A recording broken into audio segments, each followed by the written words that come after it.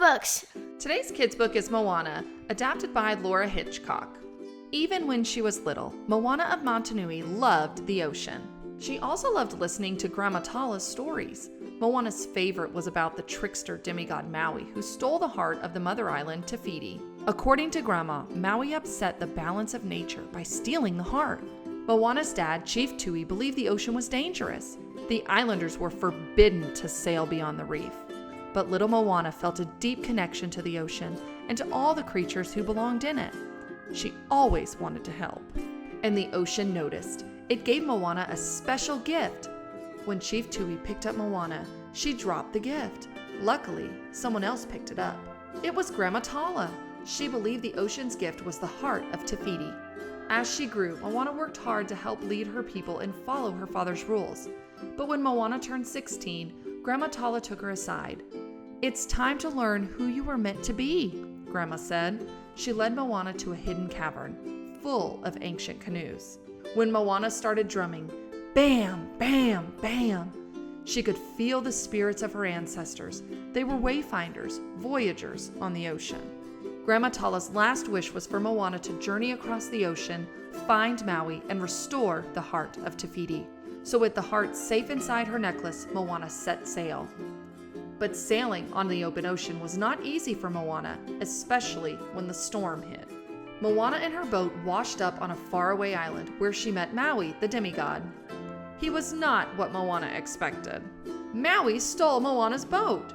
But when he tried to sail away, the ocean made sure Moana went with him. The ocean wanted them to work together. Maui promised to help return the heart of Te Fiti only if Moana helped him find his magic fishhook. But first, they had to get past the Kakamora, an army of wild coconut-clad bandits. Then they had to dive into Lalatai, the realm of monsters. Thinking fast, Moana tricked Tamatoa, a crab monster, and she and Maui retrieved the missing fishhook. Along the way, Maui taught Moana how to wayfind, which is to use the sun, the stars, the moon, and the ocean current to navigate. But when the journey became too difficult, the spirit of Grandma Tala returned. "Know who you are meant to be," Grandma's spirit told Moana. When Moana and Maui finally reached Te Fiti, the mother island was gone. Instead, there was a lava monster named Te Ka.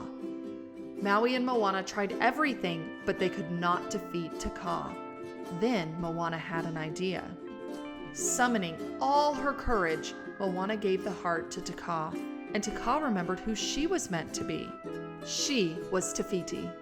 With her heart restored, Te Fiti bloomed once again. The world was back in balance. Moana and Maui said goodbye. Their journey together was complete. Maui transformed into a hawk and flew away. It was time for Moana to return to her people. The young girl from Motunui now knew exactly who she was meant to be. She was a daughter, a leader, and a wayfinder. She was Moana.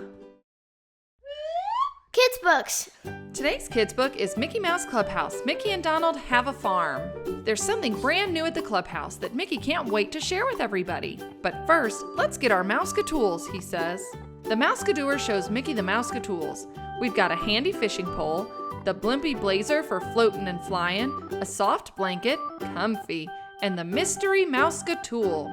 A quick change of clothes and Mickey is ready to go. "I hope my new clothes don't give away my big surprise," he says. Suddenly, Donald and Pluto rush inside to hurry Mickey along. "Goofy's on the go," Donald cries, "and we've got to stop him." "Whoa, you tricky little tractor!" Goofy doesn't know how to stop the runaway clickety-clack tractor. "Step aside, everyone," shouts Donald. He throws his lasso over the tractor's red lever and pulls. It works! The tractor comes to a halt. "Sorry I goofed up, Mickey," says Goofy. Mickey smiles. "That's okay, Goof. You took us right where I wanted to go." "Welcome to the Clubhouse Farm," Mickey says. Mickey and Donald grow fruits and veggies on the farm. They raise animals too. The Clubhouse Farm is a very busy place. "Oh, Mickey and Donald have a farm, Meeska Mouska Doo. And on our farm we have lots of fun, Meeska Mouska Doo." Everyone helps out at the Clubhouse Farm. "We're picking lots of apples today," says Daisy. "They're delish. And the cows are making sure we have plenty of milk too," adds Minnie. All of a sudden, a mighty wind begins to blow. "Whoa!" shouts Mickey.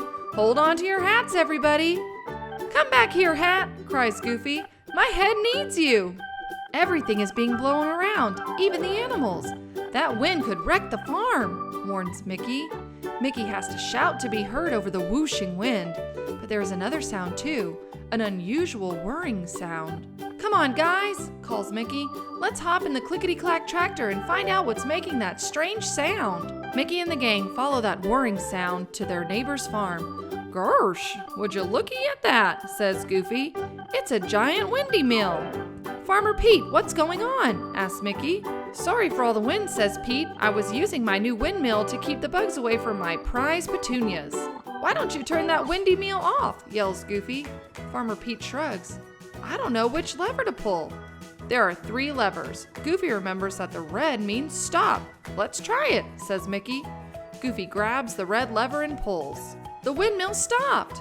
Mickey cheers. And so did the wind, says Donald. Mickey and the gang head back to the clubhouse farm. Thanks, everybody, calls Farmer Pete. Back at the farm, something is plainly wrong. All the animals are missing. Golly, says Goofy. They must have blown away like birdies.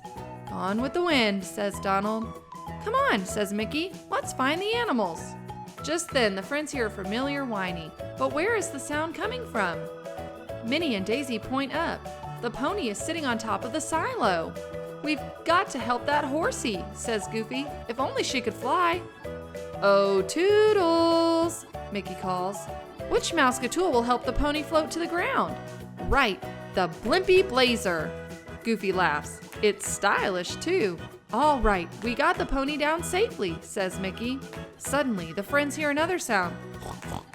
It's the piggies! The cluck-cluck chicken coop sheltered them from the wind, but now the piggies are ready to come down. Uh-oh, says Mickey. The piggies need a safe place to land. Mickey and friends call, Oh, Toodles! Toodles appears in a jiffy with the perfect mousecatool, a nice soft blanket. Donald and Goofy hold the blanket tight as the piggies glide down the twisty slide. 1, 2, 3 little piggies. Mickey is ready to take the animals back to the barn. Do we have room for 3 more? Asks Goofy. Mickey giggles. The more the merrier, he says.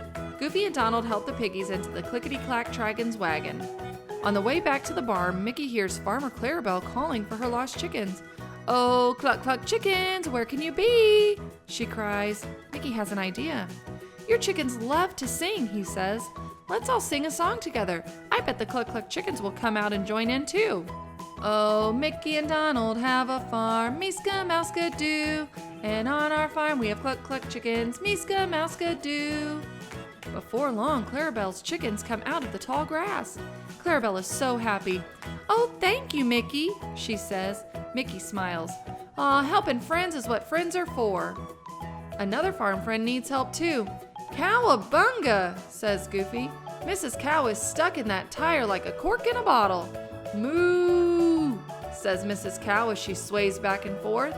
It is not safe to get too close to the swinging cow, says Mickey. I think we need a mousecatool. What if we use the handy fishing pole to catch the tire? Asks Mickey. Yeah, says Goofy. Then the tire would stop swinging. And the cow too, Donald adds. We've got ears, say cheers. Donald catches a tire and holds it steady. I did it, he shouts. Okie doke, Mrs. Cow, Goofy says calmly. Just wiggle yourself out and... Suddenly, Mrs. Cow pops free and lands right in Goofy's arms. Hot dog, says Mickey. Now it's back to the barn. Then without warning, boom! A clap of thunder surprises everybody. Dark clouds roll across the sky. A storm is coming. We need to blow away these stormy clouds, says Mickey. Oh, Toodles, the gang calls. All that's left is the mystery mousecatool. Peter's windmill, exclaims Mickey. But that's what blew all these animals away, says Goofy. Yeah, says Mickey, but now we can use it to blow all the clouds away. Mickey tilts Pete's windmill to the sky. Pull the lever that makes the windmill go, he says. Red means stop, so it's not the red lever, says Goofy. But green means, it means go, shouts Donald as he pulls the green lever. The windmill's powerful blast of air quickly blows the storm clouds away. Hot dog, cries Mickey. Mickey drives the wagon full of animals back to the barn. Hooray, shouts Minnie. All the animals are back. Goody goody, says Daisy. Marvelous, adds Clarabelle. The farm is saved. Mickey and his pals began to sing. Oh, Mickey and Donald have a farm, Meeska Mouska do, and everything's back to the way it was, Meeska Mouska do. Thanks for stopping by, says Mickey. See you real soon. Kids books. Today's kids book is Puppy Birthday to You, based on the screenplay by Scott Albert. One windy afternoon in Adventure Bay, a box moved down the street towards Katie's pet parlor. But this box wasn't being blown by the wind. It was creeping down the street on 8 paws. Suddenly, a big gust blew the box away, revealing sky and rubble underneath. They quickly scampered into the shop. Inside, Ryder, Katie, and Rocky were getting ready for Chase's surprise birthday party. Who's making sure Chase doesn't surprise us while we set up? Sky asked. Marshall, Rocky said. He can keep a secret. Can't he? Across town, Marshall and Chase were playing in the pup park. They swung on the swings and slid down the slide. Maybe we should go find Ryder and the pups, Chase called. No, Marshall protested. We can't, because it's, so nice out. Just then, the wind picked up again and blew them right across the park. Back at the pet parlor, the lights suddenly went dark and Katie's mixer stopped. All the lights on the street are out, Rocky yelped. Ryder thought he knew what was wrong. Paw Patrol to the lookout! The team raced to the lookout, but without electricity, the doors wouldn't open. Luckily, Rocky had a screwdriver, which did the trick. Once they were inside, Ryder used his telescope to check Adventure Bay's windmills. Just as I thought, he said. The wind broke a propeller. Since the windmill can't turn, it can't make electricity. We need to fix it. Ryder looked at Rocky. We'll need something from your truck to fix the broken blade. Green means go, Rocky said, preparing for action. We'll need Marshall's ladder to climb up and fix the windmill, said Ryder. Marshall nodded. I'm fired up. Chase, the traffic lights won't work without electricity, Ryder continued. I need you to use your siren and megaphone to direct traffic. These paws uphold the laws, Chase declared. Meanwhile, Sky, Zuma, and Rubble raced back to the pet parlor to continue setting up for Chase's surprise party. It was very dark, but Katie had a flashlight. At the center of town, Chase busily directed traffic. You're our hero, Mayor Goodway said as she crossed the street safely. I'm just doing my Paw Patrol duty, Chase said. Up the hills, Ryder, Marshall, and Rocky went to work on the broken windmill. Ryder climbed Marshall's ladder and removed the old blade while Rocky looked for a replacement piece. Nope, not a tire. Not a lawn chair, Rocky said, pulling stuff out of his truck. At last he found what he wanted. Here it is, my old surfboard. This surfboard will catch a breeze and help turn it into electricity, Rocky said as he bolted the board into place. The wind picked up and the windmill started to turn. Lights came on all over Adventure Bay. The traffic lights started working again. Ryder and the Paw Patrol did it, Chase announced through his megaphone. My work here is done. The lights in the pet parlor glowed brightly. Hooray! Cheered Sky, but then she frowned. Aw, there's no time to make a cake. Katie thought for a moment. I have an idea. As Chase drove back to the lookout, he got a call from Ryder. We need you at Katie's, in a hurry. When Chase got there, everything was dark and quiet. Chase stepped inside. The lights went on. Surprise! Everyone yelled. Chase was amazed. Wow! You guys turned the lights back on and made a party for me? We didn't have time to bake you a real cake, Katie said. So we hope you like your pup treat cookie cake. Whenever it's your birthday, just yelp for help, Ryder said with a laugh. All the puppies cheered and enjoyed a taste of Chase's special cake. Kids books. Today's kids book is Flower Power by Courtney Carbone. It was a sunny afternoon in Gotham City. Wonder Woman and Batgirl were on patrol when a blazing light streaked across the sky. Boom! The glowing hot object crashed into the nearby botanical garden. Let's check it out, called Wonder Woman. I'm so glad you're here, the head gardener said. As soon as that meteorite landed, the plants started doing really strange things. Wonder Woman noticed that the plants seemed to be growing quickly and moving on their own. A tendril shot out and wrapped around her arm. Whoosh! A dark figure swung in on a jungle vine, snatching up the glowing meteorite. Poison ivy! Batgirl gasped. I could sense this space rock's plant powers from miles away, the villain declared. It's just what I need to start my plant army. Poison Ivy is using the meteorite to control the mutating plants, yelled Wonder Woman. The tentacle-like tendrils squeezed the two heroes tighter and tighter. Batgirl reached into her utility belt. She grabbed her batarang and cut through the slithering vines. The heroes chased Poison Ivy into the desert greenhouse. You two need to get to the point. Nothing can stop me now, the villain cried. Poison Ivy aimed the meteorite at a cluster of cactus plants. Suddenly, the cacti started firing sharp thorns at the heroes. Jumping forward with lightning speed, Wonder Woman used her silver bracelets to deflect the thorns. Zing, zing, zing! Sharp thinking, said Batgirl. Wonder Woman and Batgirl dashed after Poison Ivy into the outdoor gardens. Time for an amazing escape, Poison Ivy exclaimed. She ducked into a large hedge maze ahead of the heroes.